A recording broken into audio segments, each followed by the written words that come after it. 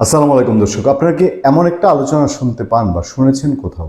ধরে নিলাম গুঞ্জন, ধরে নিলাম কিছু, মানে গুঞ্জনের কিছু হলে যা রটে তার কিছু না কিছু ঘটে। যেরকম একটা গুঞ্জন কি আছে যে নির্বাচনটা ফেব্রুয়ারিতে না হয়ে এটা আগামী এপ্রিল তথা এপ্রিল থেকে আরও কিছু পিছিয়ে আগামী ডিসেম্বরেও চলে যেতে পারে, এবং সেইটা অংশগ্রহণমূলক নির্বাচন, সোজা বাংলায় আওয়ামী লীগ সহ নির্বাচন, এবং সেই নির্বাচনের জন্য আমেরিকা এখনকার হর্তাকর্তা এবং বাংলাদেশ এখন যারা সাংঘাতিকভাবে তাদের প্রভাব খাটাচ্ছে, তারাও তাদের অবস্থান চেঞ্জ করেছে। তারাও বাংলাদেশে একটা অংশগ্রহণমূলক নির্বাচন চায়, বাংলাদেশে আওয়ামী লীগ সহ নির্বাচন চায় তাদের ইনভেস্টমেন্টের জন্য, তাদের যে অন্য কিছু, তাদের স্বার্থেই তারা সেটা চায়। এবং আমেরিকা যেই কারণে এই অঞ্চলে সবচেয়ে বেশি চোখ ফেলেছিল, তাদের বর্মা অ্যাক্ট বাস্তবায়ন, সেই যে করিডোর দেয়া, সেই দিয়ে তাদের সামরিক স্থাপনা, আমাদের সমুদ্রের সামরিক স্থাপনা, সেসব ক্ষেত্রে বর্মা অ্যাক্টের ক্ষেত্রে আমেরিকা একটু স্লো নীতি ধারণ করেছে। আবার সেই ধারণ করার ফলে আপনার এই বাংলাদেশের প্রেক্ষিতে তার তার চোখ, তার দেখার চোখটা একটু চেঞ্জ হয়েছে।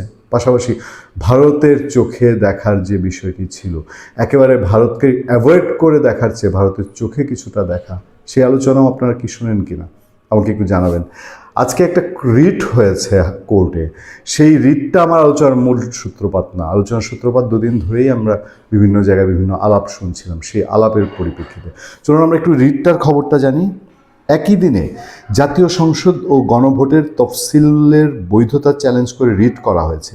রিটে গত 11 ডিসেম্বর একই দিনে জাতীয় সংসদ নির্বাচন ও গণভোটের তফসিলের বিজ্ঞপ্তির কার্যকারিতা স্থগিত চাওয়া হয়েছে।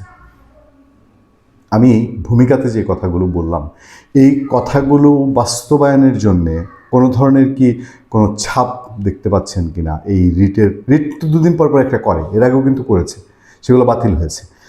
এটাও বাতিল হতে পারে, কিন্তু কোথাও কোনো কি যোগসূত্র আছে? একই সঙ্গে রিটে তত্ত্বাবধায়ক সরকার গঠন করে, খেয়াল করবেন গুরুত্বপূর্ণ জায়গা এটা, সেই রিটে তত্ত্বাবধায়ক সরকার গঠন করে নতুন করে নির্বাচনের তফসিল ঘোষণার নির্দেশনা চাওয়া হয়েছে। নিশ্চয়ই কোনো একটা উদ্দেশ্য আছে যে তত্ত্বাবধায়ক সরকার গঠন করে। বাংলাদেশে কি আমেরিকা এখন এরকম চাচ্ছে যে বাংলাদেশে এখন একটা কেয়ারটেকার গভর্নমেন্ট আসুক, কেয়ারটেকার গভর্নমেন্ট দিয়ে তারপরে পরবর্তীতে অংশগ্রহণমূলক নির্বাচনে যাবে? সোমবার সুপ্রিম কোর্টের আইনজীবী অ্যাডভোকেট মোহাম্মদ ইউনুস আলী আকন্দ হাইকোর্টের সংশ্লিষ্ট শাখায় এই রিট দায়ের করেন। চলতি সপ্তাহে বিচারপতি আহমেদ সোহেল ও বিচারপতি ফাতেমা আনোয়ারের হাইকোর্ট বেঞ্চে রিট আবেদনটির উপর শুনানি হতে পারে।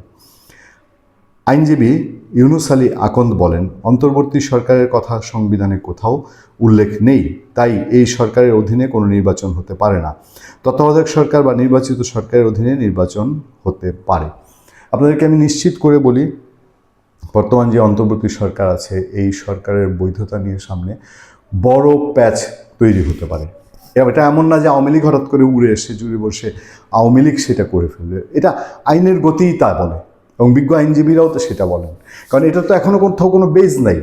সে বাংলাদেশের রাষ্ট্রপতির কাছে শপথ নিয়েছে কিসের বেসিসে?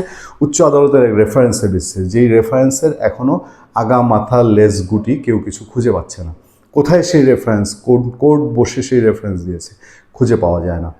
আবার বাংলাদেশের সংবিধানও সে পরিপূর্ণভাবে মানছে না, ফলে এই সরকার নিয়ে একটা প্যাচ গোছাচ্ছে। আমি আবারও যাচ্ছি, আমেরিকা এবং ইন্ডিয়া, চায়না এবং অন্যান্য পশ্চিমা দেশগুলো এখনও সাংঘাতিক রকম খেলছে। আপনারা এটুক তো নিশ্চিত হয়েছেন যে ইন্ডিয়া এখনও হাল ছাড়েনি, সে এখনও চায় যে বাংলাদেশে আওয়ামী লীগ সহ একটা নির্বাচন হোক।